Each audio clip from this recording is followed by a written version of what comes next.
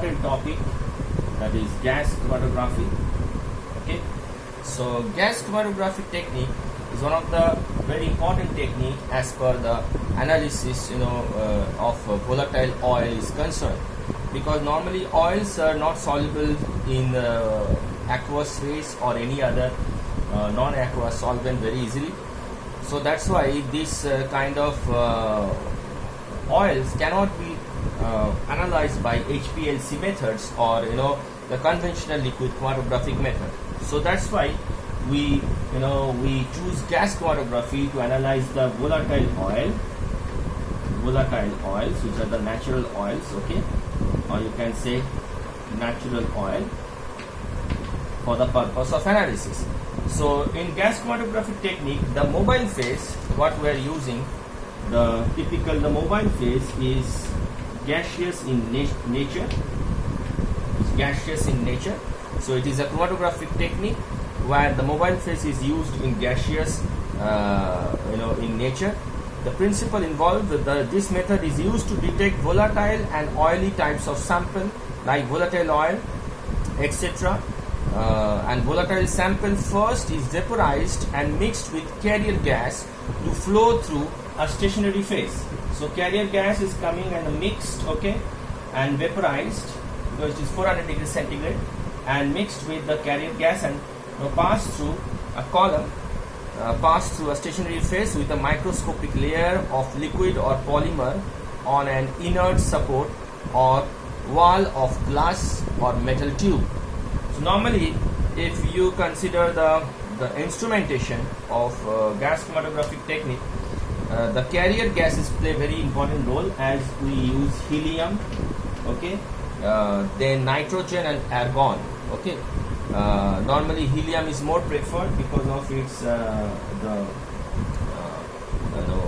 very good flowability. The selection of carrier gas is depending upon the retention of the selection of detector. Purity, normally it's 99% for the carrier gas, and the pressure should be maintained 10 to 50 psig.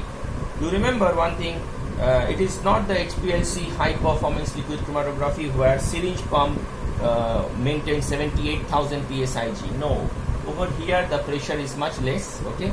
So that's why there is no high performance gas chromatography. It is only GC, okay. Now polarity of component present in the mixture is crucial for selecting stationary phase. Example stationary phase can be carbowax, PEG, liquid paraffin, etc. Why liquid paraffin? Because it has to withstand to high temperature. If you remember, you perform the boiling point experiment in your pharmaceutical chemistry. That time you use liquid paraffin and you are heating to the near the tube to find out the boiling point. So similarly, the column of gas chromatography can be classified into two types. One is packed column, one is capillary column. Packed column, normally it can be used for gas liquid chromatography, but packed column, the efficiency of separation is not good. That's why we use for capillary column.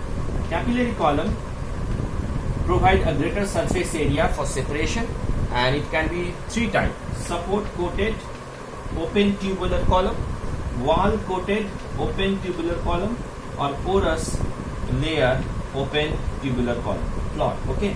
The highest efficiency is spot, then WCOT, then PLOT, okay. Normally the diameter of the column is 0.1 to 0.53 millimeter, and the length of the column is around 10 to 100 meter. So now after that, you must understand the different part of the gas chromatography, especially the column. The column, we use different type of column. The polarity of stationary phase is defined by the Mach-Reynolds constant, MRC.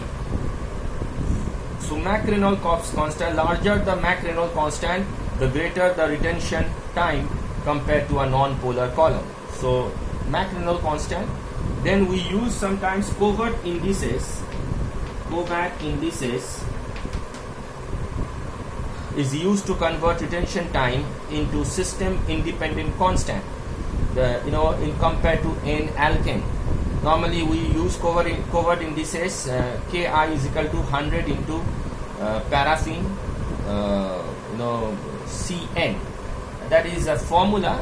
It is not required in GPAT. You just understand the covert indices importance, and then after that we go ahead with the working principle of the working of gas chromatography. If you can see that there is a proper flow flow of the carrier gas, then it is the inlet where we are injecting the volatile sample, and it is also of course a self-sealing rubber septum.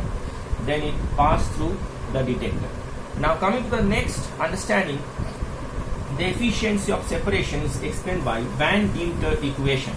Van Dimter equation.